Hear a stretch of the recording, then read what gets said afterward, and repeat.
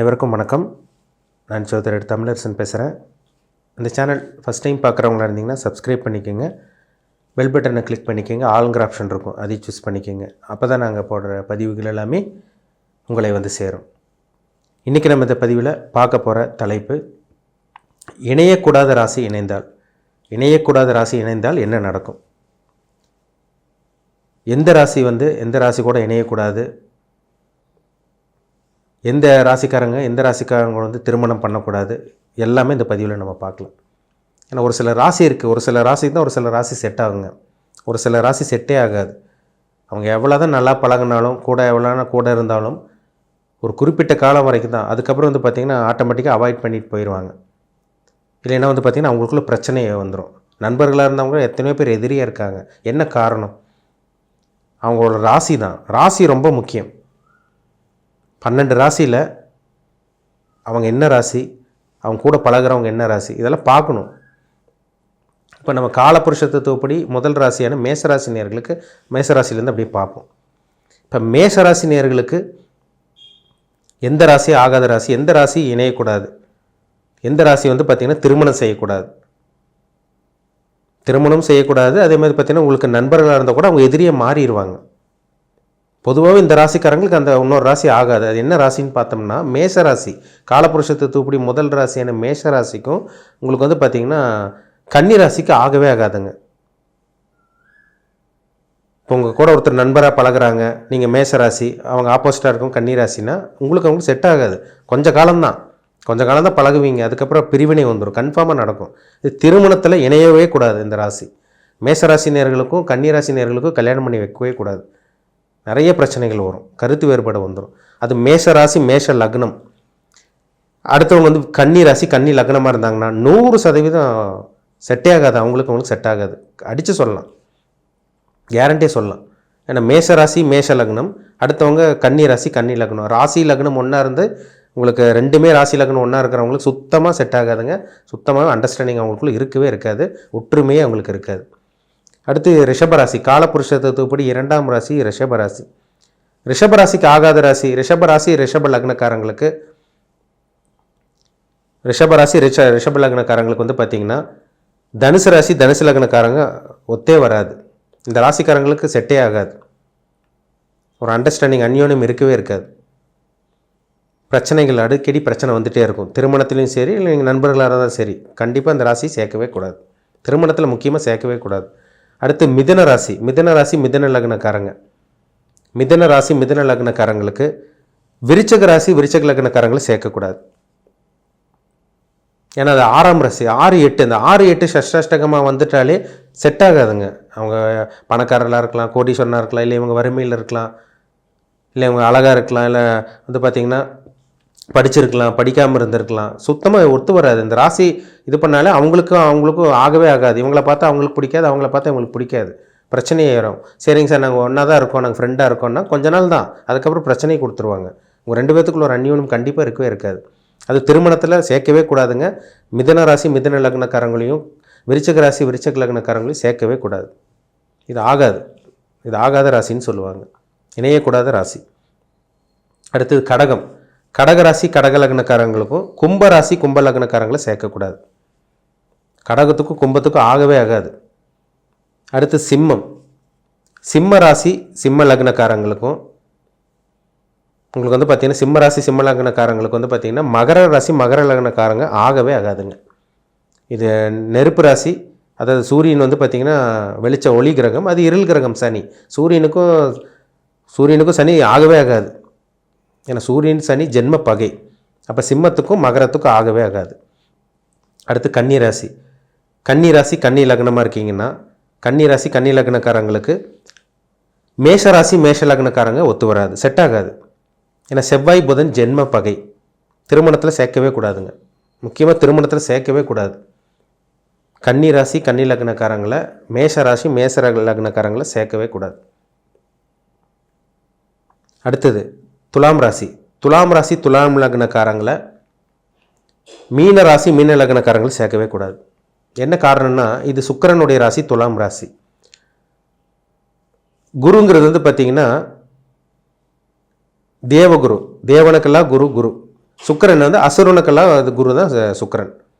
அப்போ தேவகுரு அசுரகுரு சேர்க்கவே கூடாது. அப்போ துலாம் ராசி நேயர்களுக்கும் துலாம் லக்னக்காரங்களுக்கும் துலாம் ராசி துலாம் லக்னக்காரங்களை மீன ராசி மீன லக்னக்காரங்களை சேர்க்கக்கூடாது, இணைக்கக்கூடாது, செட் ஆகாது. அடுத்து விருச்சக ராசி விருச்சக லக்னக்காரங்களுக்கும் மிதன ராசி மிதன லக்னக்காரங்களுக்கும் செட் ஆகாது, அண்டர்ஸ்டாண்டிங் இருக்காதுங்க. ஏன்னா செவ்வாய் புதன் ஜென்ம பகை. விருச்சக ராசிக்கும் விருச்சக லக்னக்காரங்களை மிதன ராசி மிதன லக்னக்காரங்களை சேர்த்துட்டாங்கன்னா பிரச்சனை தான். நீங்கள் நண்பர்களாக இருந்தால் சரி, இல்லை கல்யாணம் பண்ணுறதுக்கு ரெடியாக இருக்கீங்களா, நீங்கள் நண்பர்களாக இருந்தால் சரி, இல்லை கல்யாணம் பண்ணுறதுக்கு ரெடியாக இருக்கிறவங்களா இருந்தால் சரி, சேர்க்கவே கூடாதுங்க. நண்பர்களாக இருந்தால் பிரிஞ்சு போயிடுவாங்க. திருமணம் பண்ணுறவங்களா இருந்தீங்கன்னா கொஞ்சம் கூட செட் ஆகாது உங்களுக்கு. ரெண்டு பேத்துக்குள்ள ஒரு அந்யோன்யம் அட்டாச்மெண்ட் இருக்காது. அடிக்கடி சண்டை பிரச்சனை, தேவையில்லாத வம்பு வழக்கு பிரச்சனைகள் வந்துகிட்டே இருக்கும். ஒரு அண்டர்ஸ்டாண்டிங் இருக்காது. இவங்களை பார்த்தா அவங்களுக்கு பிடிக்கவே பிடிக்காது, அவங்களுக்கு இவங்களை பார்த்தா பிடிக்காது. அந்த ஈர்ப்பு தன்மை ரெண்டு பேத்துக்குள்ள, அந்த ஈர்ப்பு தன்மை, அந்த வசிய சக்தி, அந்த பொருத்தம், வசிய பொருத்தம்லாம் சொல்கிறாங்க பார்த்தீங்களா. ஜாதகத்தில் நட்சத்திர பொருத்தம் ஒரு பக்கம் இருந்தால் கூட இந்த ராசிக்கு வந்து பார்த்திங்கன்னா அந்த ராசி ஆகவே ஆகாது. விருச்சக ராசி விருச்சக லக்னக்காரங்களுக்கு மிதன ராசி மிதன லக்னக்காரங்களை சேர்க்கவே கூடாது. விருச்சகத்துக்கும் மிதனத்துக்கும் ஆகவே ஆகாது. அடுத்து தனுசு ராசி தனுசு லக்னக்காரங்களுக்கும் உங்களுக்கு வந்து பார்த்திங்கன்னா ரிஷப ராசி ரிஷப லக்னக்காரங்களுக்கும் செட் ஆகாது, ஒத்து வராது. தனுசுக்கும் உங்களுக்கு பார்த்திங்கன்னா ரிஷபத்துக்கும் ஆகவே ஆகாதுங்க. நீங்கள் தனுசு ராசி தனுசு லக்னமாக இருப்பீங்க. வரன் வந்து பாருங்கள், உங்களுக்கு ஒரு சில பேரில் கல்யாணம் பண்ணியிருக்காங்க. தனுசு ராசி தனுசு லக்னக்காரங்க வந்து பார்த்திங்கன்னா ரிஷப ராசி ரிஷப லக்னக்காரங்களை கல்யாணம் பண்ணி படாதபாடு பட்டிருப்பாங்க. அடிக்கடி பிரச்சனை இதெல்லாமே உங்களுக்கு வரும். அண்டர்ஸ்டாண்டிங் இருக்காது கண்டிப்பாக. மகர ராசி மகர லக்னக்காரங்களுக்கு சிம்ம ராசி சிம்ம லக்னக்காரங்க ஒத்தே வரமாட்டாங்க. சிம்மமுக்கு மகரமே ஆகாதுங்க.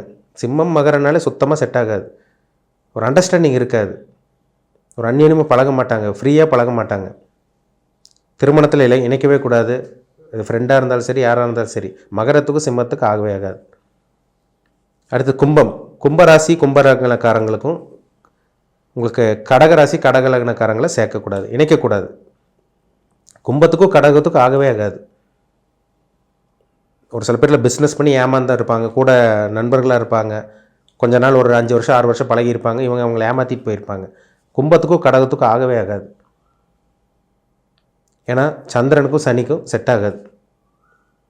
ஏன்னா சந்திரன் வந்து ஒளி கிரகம், பூமியோடைய துணைக்கோள் சந்திரன். சனிங்கிறது இருள் கிரகம். சந்திரனுக்கும் சனி ஆகாதுங்க. இப்போ உங்கள் ராசிக்கு வந்து பாருங்கள், கும்பராசிக்கு கும்ப லக்னத்தில் பிறந்திருப்பீங்க, கும்பராசி கும்ப லக்னத்தில் பிறந்திருப்பீங்க. ஒரு சில பேர் கடகராசி கடக லக்னத்திலே பிறந்திருப்பாங்க. கொஞ்ச நாள் பழகுவாங்க, அதுக்கப்புறம் எதிரியாக மாறிடுவாங்க. கண்டிப்பாக நடக்கும். இதெல்லாம் அனுபவப்பட்டிருப்பாங்க. நிறைய கும்பராசியும் கடகராசி நேரில் நிறைய பேர் அனுபவப்பட்டிருப்பாங்க. நிறைய பேர் பார்த்துருக்கோம் இந்த மாதிரிலாம். அடுத்தது மீனராசி யார் ஆகாதுன்னு பார்த்தீங்கன்னா துலாம் ராசி நேர்கள் ஆகாது. மீனராசி மீன லக்னத்தில் இருக்கீங்களா, உங்களுக்கு துலாம் ராசி துலாம் லக்னம்காரங்கள் உங்களுக்கு ஒத்து வர மாட்டாங்க, இணைக்கக்கூடாது. திருமணத்தில் இணைக்கவே கூடாது. இந்த மாதிரி நட்சத்திரம் அதாவது பார்த்திங்கன்னா என்ன நட்சத்திரம் வேணால் இருக்கலாம். இந்த ராசி இணைஞ்சிட்டா சுத்தமாக அண்டர்ஸ்டாண்டிங் இருக்காதுங்க. ஏகப்பட்ட பிரச்சனைகள் வந்துடும், மனக்குழப்பம் வரும், குடும்பத்தில் நிம்மதி இருக்காது. நண்பர்களாக இருந்தீங்கன்னா உங்களுக்குள்ளே அடிக்கடி போட்டி போகாமல் ஈகோ ப்ராப்ளம் இதெல்லாம் வந்துடும். நல்லா பழகிட்டு இருப்பீங்க, திடீர்னு சண்டை வரும், வாக்குவாதம் வரும், இதெல்லாம் வந்துடும். மீனராசி மீன லக்னக்காரங்களை துலாம் ராசி துலாம் லக்னக்காரங்களுக்கு செட்டே ஆகாதுங்க, இணைக்கவே கூடாது. இதை நீங்கள் பாருங்கள். உங்கள் ராசிக்கும் அடுத்தவங்க உங்களுக்கு ஆப்போசிட் இருக்கவங்க ராசி என்ன ராசின்னு பாருங்கள், உங்களுக்கே புரியும். யார் கூட நீங்கள் பழகிட்டு இருக்கீங்க, யாரோட உங்களுக்கு பழகக்கூடாது, எல்லாமே உங்களுக்கு தெரிய வரும். ஏன்னா ராசி பொருத்தங்கிறது ரொம்ப முக்கியம். ஒருத்தர் பார்த்து இன்னொருத்தர் பிடிக்கணும், ஒரு ஈர்ப்புத்தன்மை. அவங்க படிச்சிருக்காங்க, படிக்காமல் இருக்காங்க, அழகாக இருக்காங்க, அழகாக இல்லாமல் இருக்காங்க, நாலேஜாக இருக்காங்க, நாலேஜ் இல்லாமல் இருக்காங்க, சம்பாதிக்கிறாங்க, சம்பாதிக்காமல் இருக்காங்க, அதெல்லாம் அடுத்த கட்டம். அந்த ஈர்ப்புத்தன்மைன்னு ஒன்று இருக்கும். அந்த ராசிக்கு இந்த ராசிக்கு செட் ஆகுதா, ஒரு சில ராசிக்கெல்லாம் செட் ஆகும், ஒரு சில பேருக்குலாம் பிடிச்சிரும். இந்த ராசிக்கு அண்டர்ஸ்டாண்டிங் வரும். ஒரு சில பேர் எவ்வளோ தான் அவங்க பேசி பழகினாலும் ஒரு சில பேருக்கு வெறுப்பு தான் வரும். இந்த ராசிக்கு அந்த ராசிக்கு அவங்களுக்கு ஆகவே ஆகாது. நீங்கள் நோட் பண்ணி பாருங்கள். அவங்க கூட பழகிறவங்க, இல்லை நீங்கள் கணவன் மனைவியாக இருக்கீங்கன்னா கூட பாருங்கள், உங்களுக்கு தெரியும். உங்களுக்கு அடிக்கடி சண்டை வருது, ஏன் இப்படி பிரச்சனை வந்துகிட்டே இருக்குது, நம்ம அமைதியாக போயிட்டுருக்கோம், நம்மளுக்கே சண்டை வருது. பாருங்கள், உங்கள் ராசிக்கும் அவங்க ராசிக்கும் பாருங்கள், ஆப்போசிட்டான ராசியாக இருக்கும். நான் சொன்ன ராசியில் கண்டிப்பாக இருக்கும். இல்லை லக்ன பொருத்தம் கண்டிப்பாக இருக்கும். நீங்கள் இந்த லக்னமாக அவங்க 6 8 லக்னமாக இருப்பாங்க. நான் சொன்னது ராசிக்கும் பொருந்தும், லக்னத்துக்கும் பொருந்தும். ராசி லக்னம் ஒன்றா இருந்தாங்கன்னா கண்டிப்பாக நான் சொன்னது 100க்கு 100% கண்டிப்பாக அது கரெக்டாக இருக்கும். சரிங்களா? அதில் மாற்றமே கிடையாது. உங்கள் ஜாதகத்தில் என்ன கிரகங்கள் எப்படி இருக்குது, என்ன அமைப்பில் நீங்கள் பிறந்திருக்கீங்க, அதெல்லாம் பாருங்கள். ரொம்ப ரொம்ப முக்கியம். எந்த ராசிக்காரங்க உங்களுக்கு ஒத்து வருவாங்க, எந்த ராசிக்காரங்க உங்களுக்கு ஒத்து வர மாட்டாங்கன்னு பார்த்து தெளிவாக தெரிஞ்சுக்குங்க. இதை வச்சு நீங்கள் உங்கள் ஃப்யூச்சர் வந்து பார்த்திங்கன்னா தெளிவாக அவங்களால நடந்துக்க முடியும். யார் கூட பழகலாம், யார் கூட பழகக்கூடாது, ஒரு மைண்டு நல்ல ஒரு கிளாரிட்டி கிடைக்கும் உங்களுக்கு. சரிங்களா? உங்கள் ஜாதகத்தை நீங்களே பார்த்து தெரிஞ்சுக்குங்க. அதை என்ன ராசியில் நீங்கள் இருக்கீங்க, ஆப்போசிட்டில் இருக்கவங்க என்ன ராசி இருக்காங்க, உங்கள் என்ன லக்னத்தில் நீங்கள் பிறந்திருக்கீங்க, ஜாதகம் பார்த்து தெரியும். லான் போட்டிருக்கும் லக்னம், அதுதான் முதல் 1ஆம் இடம்னு சொல்லுவாங்க. அந்த லக்னம் ஆப்போசிட்டில் இருக்கவங்க என்ன லக்னம், இது பார்த்தீங்கன்னா உங்களுக்கே ஒரு ஐடியா கிடச்சிடும். மீண்டும் அடுத்த பதிவில் சந்திக்கும் வரை உங்களிடமிருந்து விடைபெறுவது உங்கள் ஜோதிடர் தமிழரசன். இந்த சேனல் பிடிச்சிருந்தால் உங்கள் நண்பருக்கு உறவினருக்கும் ஷேர் பண்ணுங்கள், லைக் பண்ணுங்கள், சப்ஸ்கிரைப் பண்ணுங்கள், பெல் பட்டனை கிளிக் பண்ணிக்கோங்க. ஆளுங்கிற ஆப்ஷன் இருக்கும், அதையும் சூஸ் பண்ணிக்கோங்க. அப்போ தான் நாங்கள் போடுற பதிவுகள் எல்லாமே உங்களை வந்து சேரும். நன்றி, வணக்கம்.